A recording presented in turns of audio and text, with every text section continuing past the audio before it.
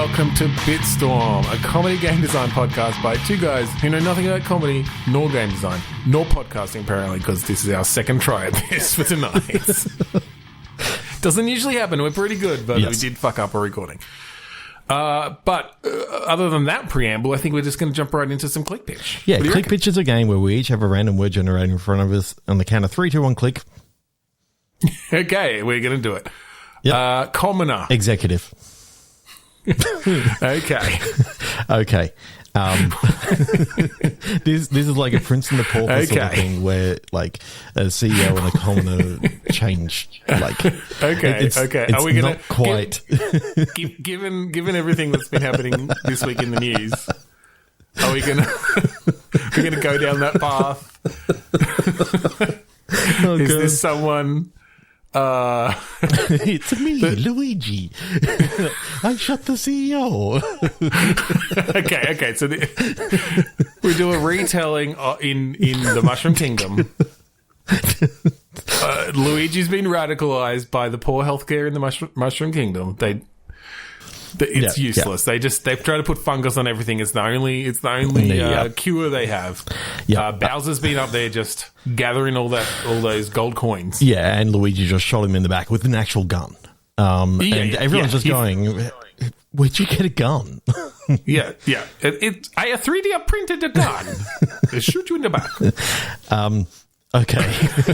Now we know that the Toads and they're all going to be supportive of Luigi having done this. Oh, yeah. But Mario and the princess, no. Because they're the elite. They like the number of freaking adventures that Mario's gone on. He's gathered a lot of gold coins. He's in the 1%. Yep. He's like, it's going to be me next. And now we're back up to date with where we were. This is a fresh idea. We speed run it. Yeah, we speed run that idea.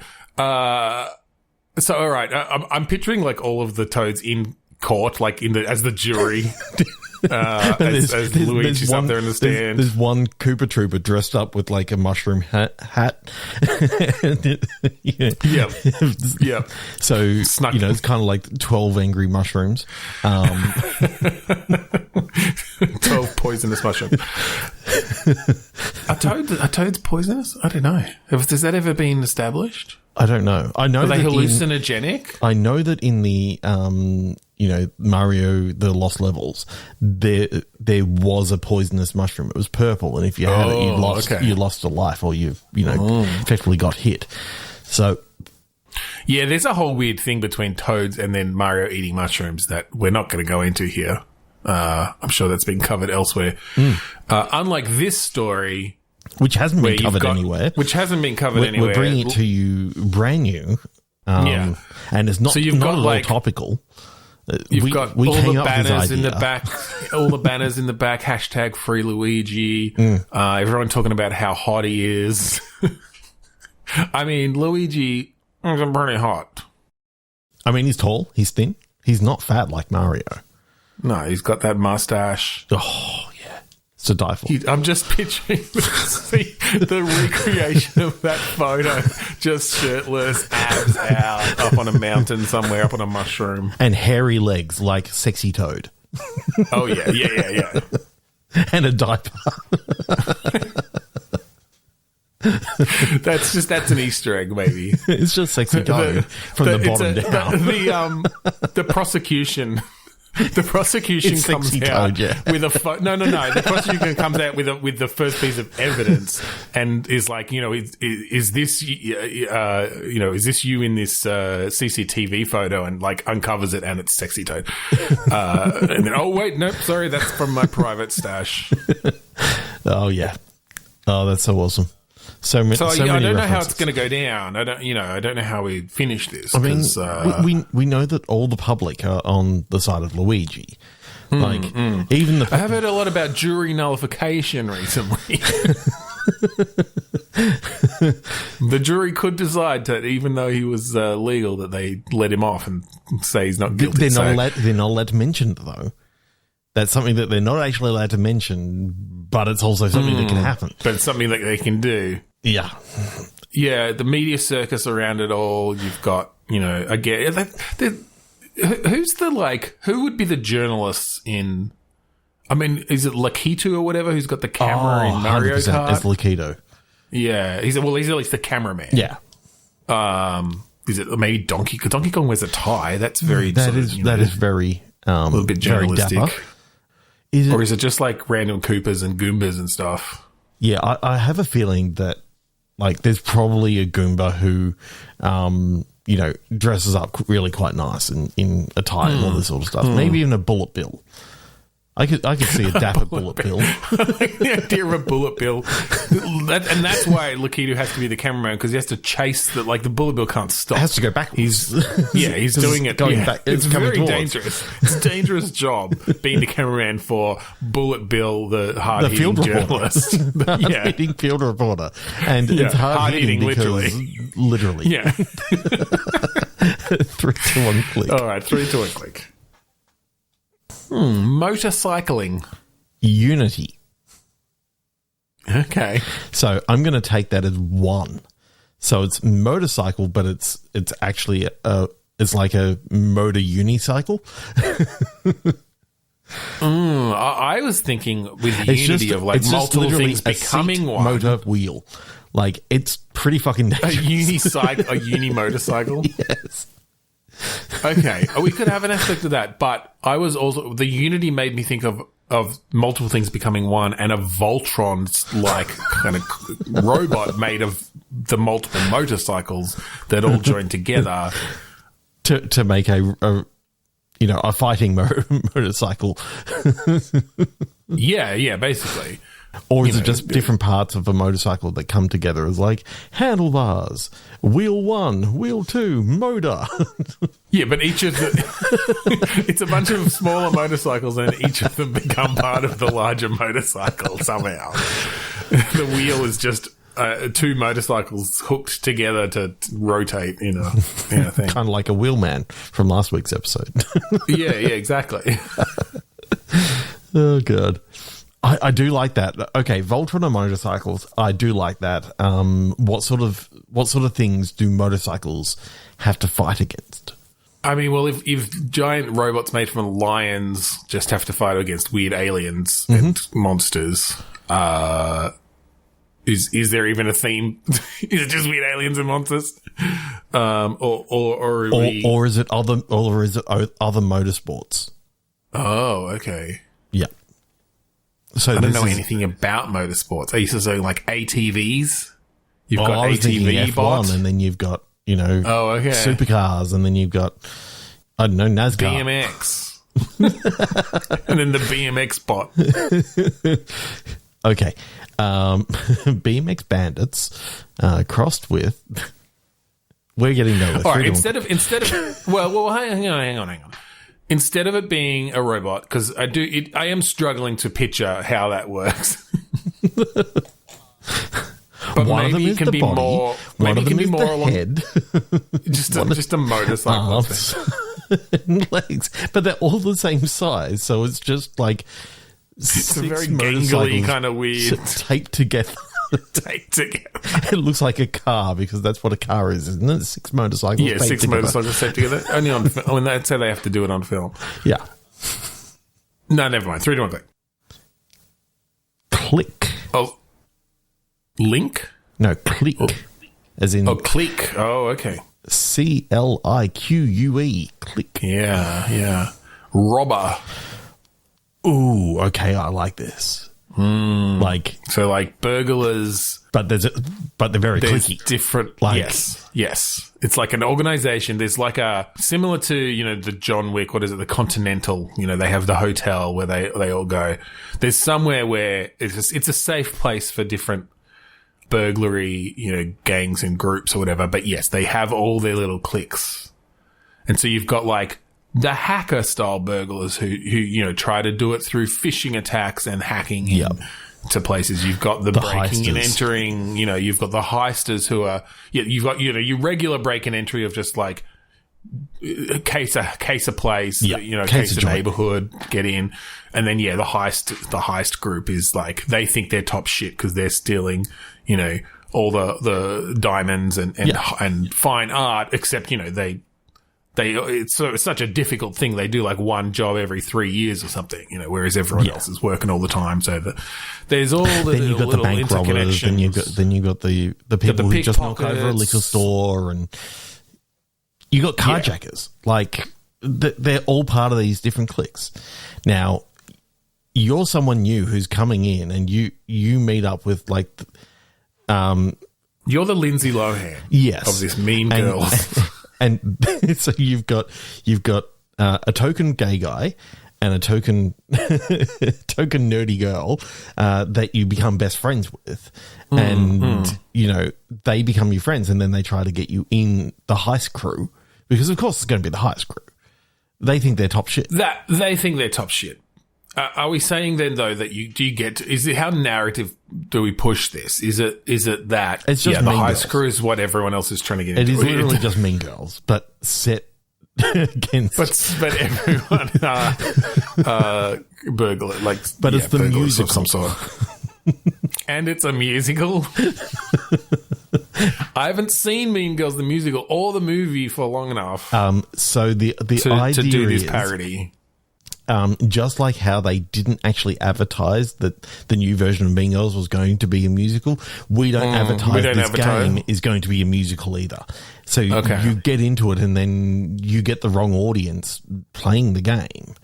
And it gets terrible reviews. And it gets terrible reviews because you didn't show all your cards. You buried the lead. Like, so... I'm just picturing someone breaking out in song in the middle of like burgling a house now. You know, the song starts real quiet, you know, sneak, sneak, sneak, I'm breaking in. But then as they find, you know, they've got a widescreen TV. I can't take it with me. So there's actually a burn book, because that's what happens in the movie. But the thing is, it's all the places that one of the guys has set on fire, because he's also an arsonist. Yeah, which is a no-no. Like, this place is only for people who are robbing. So at some stage, taking things that don't belong with them, not wanton destruction. At some stage, it gets out, you know, that Lindsay Lohan, because that's the character's actual name, like gets targeted as like they're the actual person who have been burning down, and you know, all the residences of the other people, because that's actually what, you know, the clique leader or whatever has been doing. Right. Yes. Because they're the It's gone too far down a Mean Girls direct parody for me to keep up with. Okay, and Lindsay Lohan is a mathlete, as weird as that sounds, because that's the thing that happens in the movie. I know. But how does that translate into robbing shit? They're a prodigy really of some sort? Like code breaking, so that they can, you know, cryptography and all this sort of stuff. So the hacker team actually, like, she'd actually prefer to be on the hacker team, 100%. but because she wants to be like more popular, she's pulled towards the heist team from these other people who are in the heist team, and they're like planning out, you know, a huge heist, and she's trying to use her skills, but they keep looking down on. It's like, we don't need a hacker. We just, you know, we plan it all out, but what we need is a planner. And so you pretend to be a planner, even though you pretend really to be a planner. Yeah. Yeah. You fake it until you make it, and then you break it. And 3, 2, 1, click. 3, 2, 1, click. That is insane. And I've watched Mean Girls way too many times. I mean, it's a great movie. I haven't seen the musical yet. It's the thing. Even the movie, but the movie musical. All right, 3, 2, 1, click. Fizzle. Workstation. Okay. Fizzling workstations. I do like fizzle from either like a magic sort of thing, whether it's a magic workstation. I do like doing sort of contemporary fantasy in a way where it's like, okay, we're in a world similar to ours, but magic is part of it. Yeah. So you get your work coming in on an iPad, and you swipe across and it's like, okay, this is the spell that I need to do today, and so you look up the ingredients, you get the ingredients, you put it into your little cauldron, and then it's fizzling away, and you cast your spell. Like, yeah, well, that's it. I like this idea of how people doing mundane tasks through magical means. Yeah. Right. So, like, you need to make a phone call. You literally have to look into your magic mirror or whatever, or whip up a spell, a seeing spell, and the surface of the liquid of your cauldron turns into a screen, into a view for of that other person. Yeah, it's like, oh damn, I need to enter into the meeting. Okay, I have Newt. Yeah, that's it. Like you've got a wall. You open your address book, and it's got the name, and then a little baggie of like hair, because to connect to a particular person, you need one hair from. It's going to be the root of a hair, but having the rest of the hair in there is okay. I mean, it just makes it easier to grab and put in there. When people share business cards, there's like a little lock of hair attached each time. So it's like, okay, you can make you can call me 5 100 times. phone call, or whatever it is. Yeah, you can call me 5 times with that. And if you use a duplication spell, you can call me even more times. Yeah, it's like sorry. I was balding since I've been 20, so I've had to attach some skin flakes. I apologize. That's not the hair that I thought. Hair. I thought you were going to go some other hair that usually doesn't bald. That's true. You could go that way. Yeah, exactly. Armpit hair. Yeah. The short and curlies. That's what we call armpit hair, right? Exactly. The benefit of that being in this magical world is that the beauty standards for women don't involve shaving, because hair is so necessary for communication, or at least just convenient. It can be any, there's lots of different things that you can use to connect to people via their, inherent a piece of their being, using a piece of their being. But so anyway, I like this idea of working in an office. Yes. In this magical way. What's your job? What sort of job are you doing? I think you do menial spell, like basically your IT, but for spells. Oh, okay. You're the IT. Yeah. That's interesting, yeah. I like this idea then of having to learn, you've got your little manual. Your little toolkit of your little spell ingredients. kit, essentially. Your little tome of information technology. Incantation technology. Have you tried cleaning out your cauldron? Like that's have you tried emptying it out and filling it again? Yes, that's the basic the basic beginnings. Yeah. Have you made sure your mouse is plugged in? By which I mean the physical mouse. Yeah. You've grabbed it by the tail and put it in the cauldron. Yes.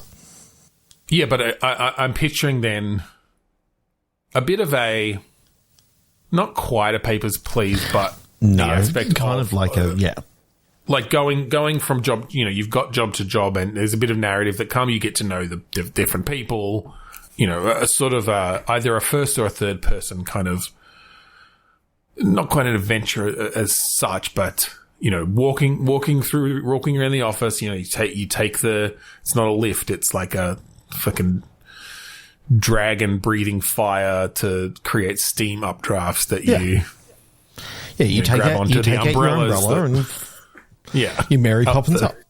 Yeah. Are you going to take the Mary Poppins up, or are you going to go up the stairs? Yeah. By stairs, we mean scales of a dragon. because even just the concept of steps, of small landings that progressively go up that you can walk up. Well, the idea, if you're going to have the dragon have his head down the bottom of the Mary Poppins shaft, then you might as well use him as a staircase as well, like, because you can climb up his body and go continue up. Yeah, like it's just, and the dragon union is very powerful, because no one can get up this building if the dragon's off or on strike or off, finished for the day. Yeah, and so when the shift change comes, everyone is stuck on their floor for. But as long as things go smoothly, it's only for a minute or two. Yeah, Yeah. Worker protections of magical beasts. So each time that you go there, obviously you're trying to work out what spell they're actually trying to cast. Yep. But what their requirements are as well. Because what they could be trying to cast and the ingredients that are actually there could be a separate spell to what they told you that what they were trying to cast. Well, yeah, they may lie to you. Like, they may be embarrassed about what they were trying to do. Yeah. They may have been trying to see... What exactly were they trying to cast from their small cauldron to their large cauldron? Exactly.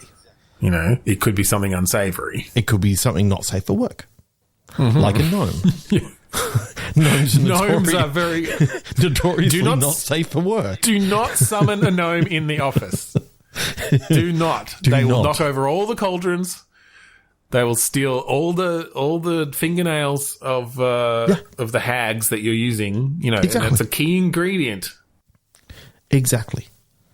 They're not safe for work because they stop you from doing work and they make me do more work. Yeah. It's definitely but inevitably not safe for work. then at some point you have to get out your gnome net. Yeah.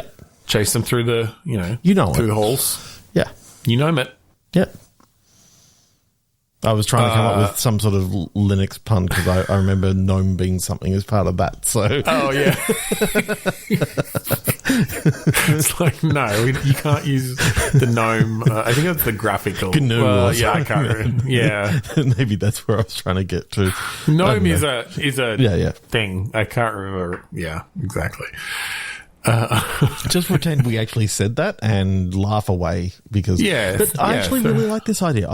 I think it's really funny. There's a lot of humor you can bring into it. There's something about a Papers, Please or a deduction sort of game. That's it. I think it's more of that deduction thing. Deductions. Yeah, where again, and we've sort of done this in previous games, but one of these things where it's like, you actually need to figure out that they were using the fingernail of a hag, but that doesn't work in this spell. Like that's actually it's a strength modifier, and they need Dex modifier. Well, I mean, it modifies the strength of the spell, but they needed to modify the color of the spell or something, or whatever, like the quality of the spell in some way, the target of the spell. I just went with the first attribute I could think of, and I thought that was rather clever and rather fast. It was.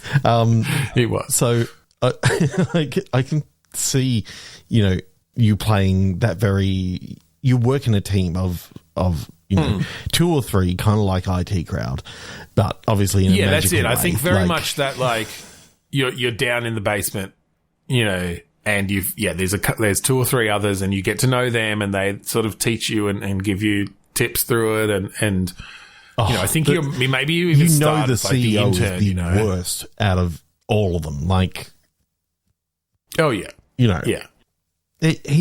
He's absolutely useless with magic, and so when he tries to cast something, it's always he's basically just saying he never has any eyebrows. Eye of Newt to the he just says it. Yeah. Like, no matter how many times you've told him that you can't, unless you do an ingredient summoning spell first, you can't just speak the.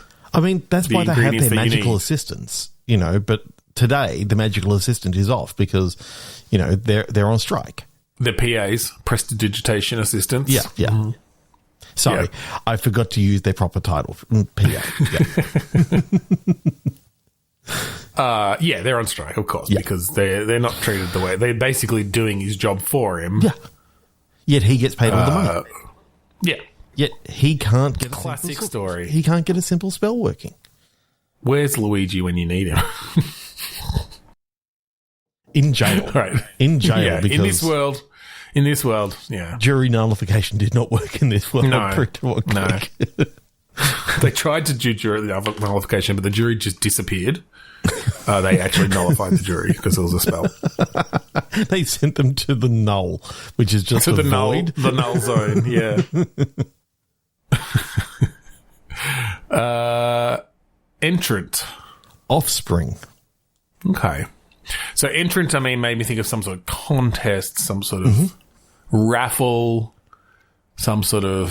Funny thing is, Offspring actually made me think of the Fountain of Youth. Okay. And I don't think that's used enough. Like, yeah, there's something about the Fountain of Youth that makes me kind of excited for maybe there's a competition for whoever can find it first.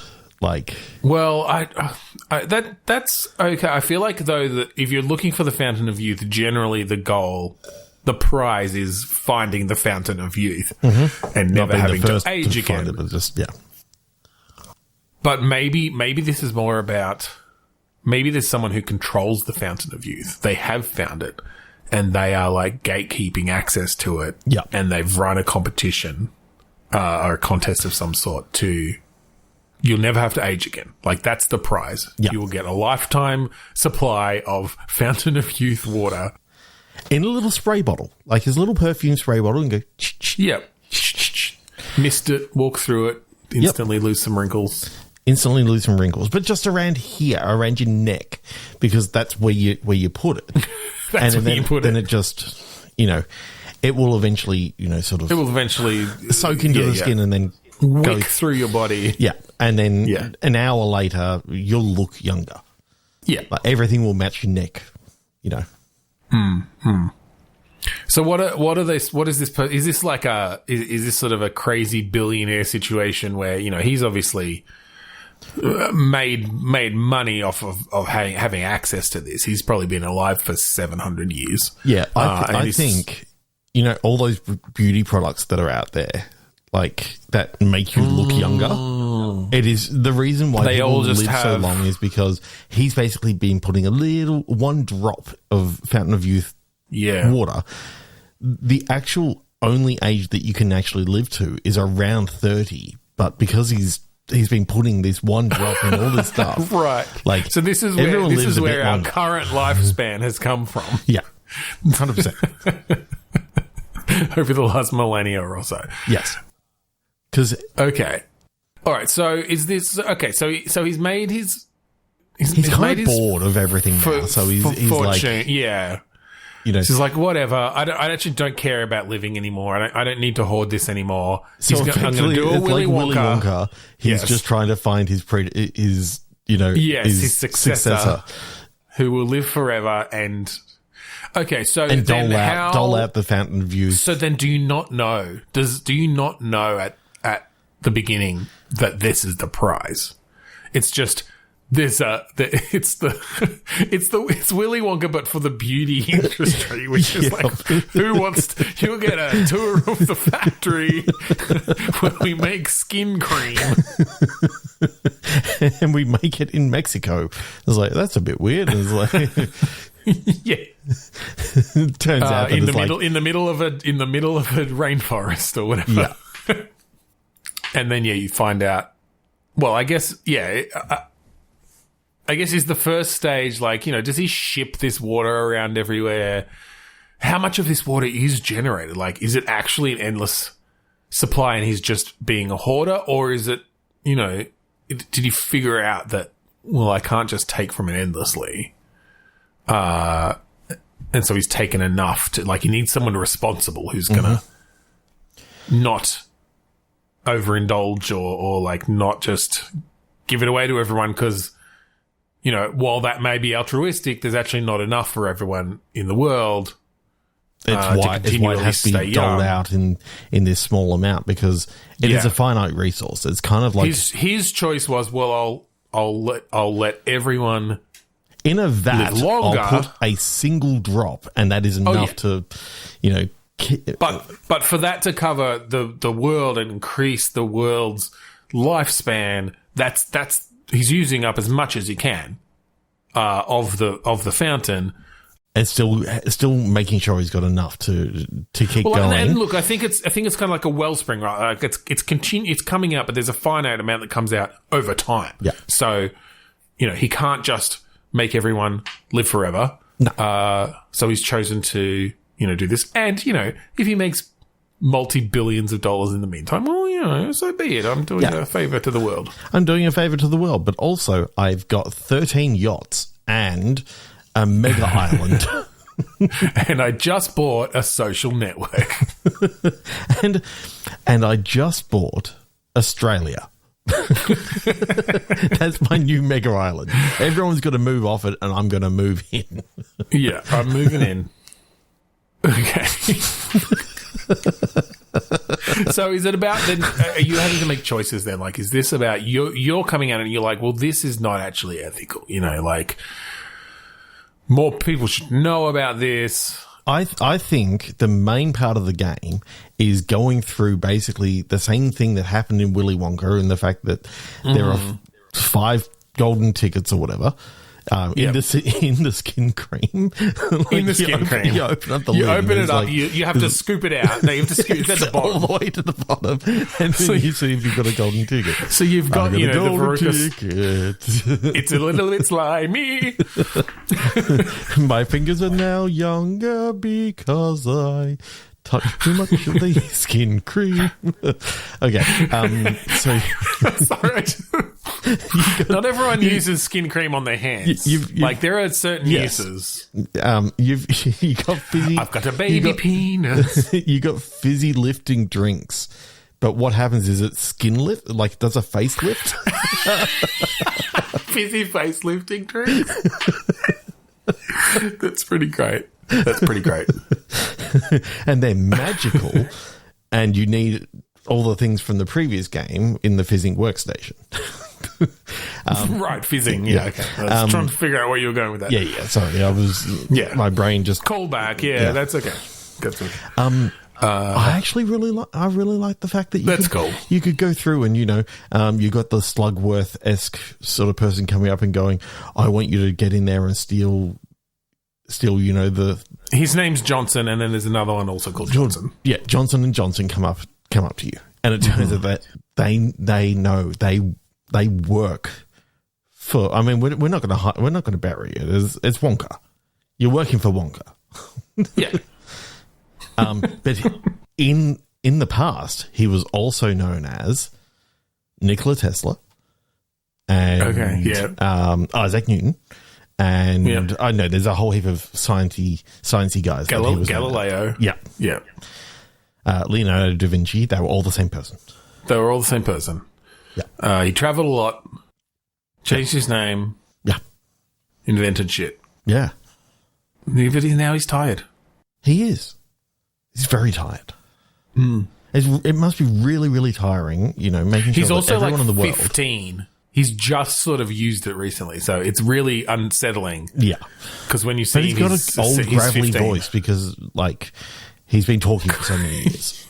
Yeah. He's got a voice changer. For some reason, turns out the only thing that your fan of you doesn't affect is your vocal folds. Like, there's just a weird sort of thing that goes on there.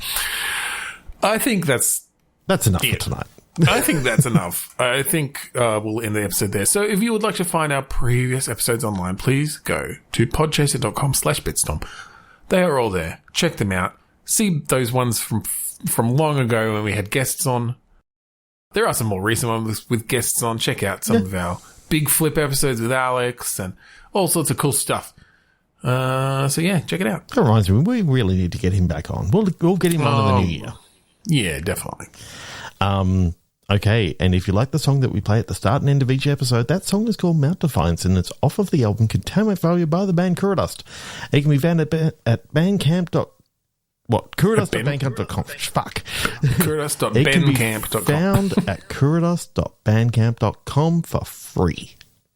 Free. That's right. So thank you again for joining us this week on Bitstorm. I'm Ben Slinger. I'm Trevor Scott. Hello, IT. Have you emptied your cauldron and filled it back up again?